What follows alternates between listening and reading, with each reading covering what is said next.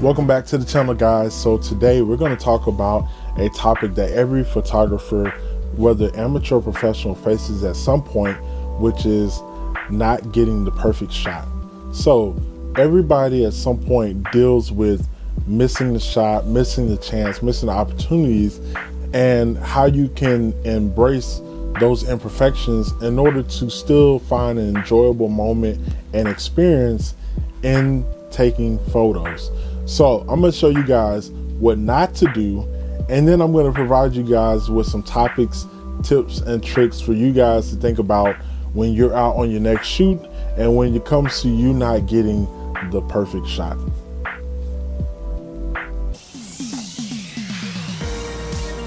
right, let's see if I can get this shot.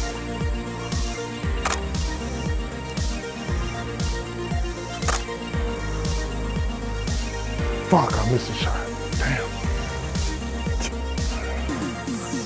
See if I get this.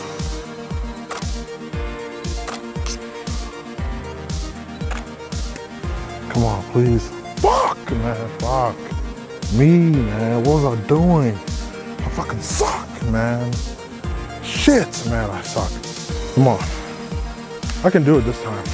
I feel great about this one. I can actually feel like I'm gonna get the shot this time. Let's go. Let's see if we can't get it. Let's see if we get it. Did I get it? Fuck, man. Fuck, man. What do I suck, man? I just want to be good, man.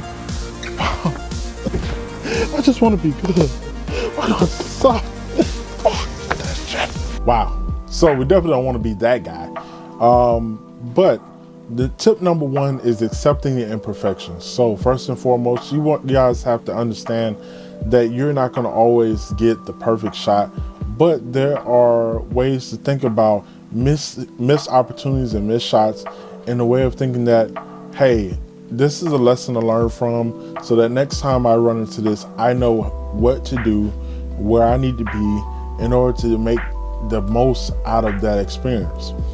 There are times, especially with clients, that you're going to miss a shot and you want to still maintain your professionalism and understand that, hey, I didn't get this shot, maybe we can do it again, and slow yourself down and be able to nail the shot that you need for your shoot. The second tip is finding beauty in uniqueness. Now, this especially rings true for street photography. Is you have to remember that perfection is subjective. You have to learn to embrace certain elements of your photos that you didn't initially plan for, but can still help propel your shot forward and still have a very interesting story, even if it's not included in your main selection of photos from that day.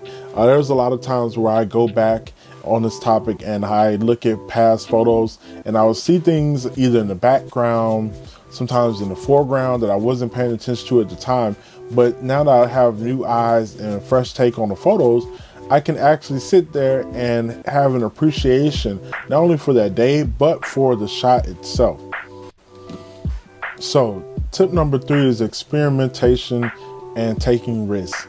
So with those shots that are imperfect, you can learn to take more risks, and it'll help you adjust to, maybe you can try out different angles, different lighting scenes, and those can help add to your repertoire, or you can notice that maybe they don't fit your creative style. But you don't know unless you actually go out and take the time to try and experiment new things, and that allows you to grow as an artist.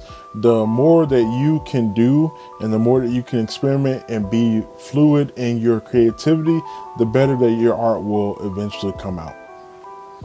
Tip number four is post-processing magic. So guys and girls, please don't go and delete photos while you're in the middle of a shoot. I tell people this all the time because you don't understand sometimes the way how advanced tools are nowadays and how much that a simple edit or even a creative edit can turn a dull photo into an amazing photo. There are some times where you may have a photo on a shoot that you weren't really expecting, and a creative edit could allow you to breathe new life into that photo and make it something that you did not initially plan for.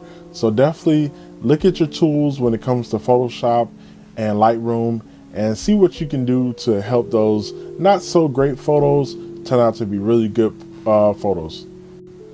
Tip number 5 is connecting with others. So it's best to always find fellow photographers, fellow artists, find people in your niche that can help breathe new life and new perspective into your art. And that way, if they share tips that you need, you can implement it into your work. And always take things with a grain of salt, but having a fresh new look and perspective can also offer something that you didn't think about when you were creating, and that you can implement on your next time out shooting or creating your next piece of art. Tip number 6 is staying patient and persistent.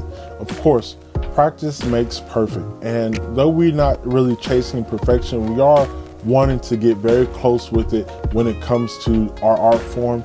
And so that only happens through practice.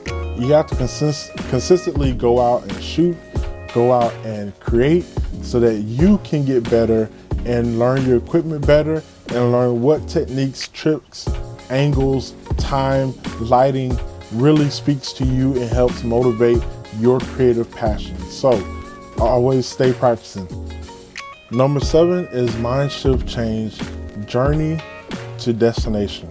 So you want to shift your mindset from the destination or the final result to the journey. You have to make sure that you are enjoying the process of making more than the process of the final product. And though both are equally as important, the journey may be even more important. We tend to learn our failures, our mistakes. We tend to learn from those things in the journey more so than just getting the final result. So you definitely want to make sure that you are staying in the moment, understanding that you're in a very creative process, a very subjective process, and that you have to take time and enjoy where you are in your process. Now, number 8 is probably, to me, one of the most important things that any artist in any genre should know, and that's don't compare yourself. We see a lot of people, especially myself, starting YouTube and getting into this space, that are living the lives that we want. They're doing the things that we want to be able to do with our lives. And it's hard to not want to compare yourself to that. It's hard not to want to wonder, how can you get there, and why doesn't it work for me, and why haven't I got there yet? But you have to understand that they are at a different part in their journey than where you are. And understanding that and not comparing yourself to other people will help keep you in a now mindset. Again, journey versus destination will help you keep you in the journey mindset more so than what is the perceived end result. Because of course, we don't all have the same end result when it comes to this art form. Some of us do this as a hobby. Some of us do it as a side hustle to make extra money. Some of us do it purely just for the art form and creating. And some of us do it as a way to have a new career and to live the type of lives that we want. Make sure that you have artists around you who can help breathe new life into your art, but also allow you to develop your voice and style in your creating. So you want to make sure that you don't compare yourself to others, and keep creating. In conclusion, guys, remember, not getting the perfect photo is an integral part of the process. Make sure that you're learning from your mistakes, that you get out and practice, that you enjoy the journey versus the destination, and keep getting out and creating and staying in the moment. So as always, guys and girls, I want to thank you all for checking out the video.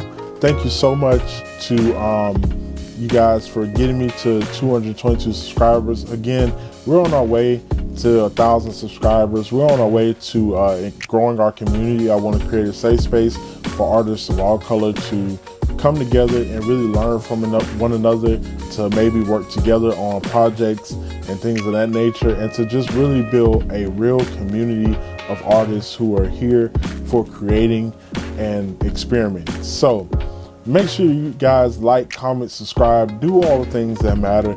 And as always, guys, I will see you on the next one.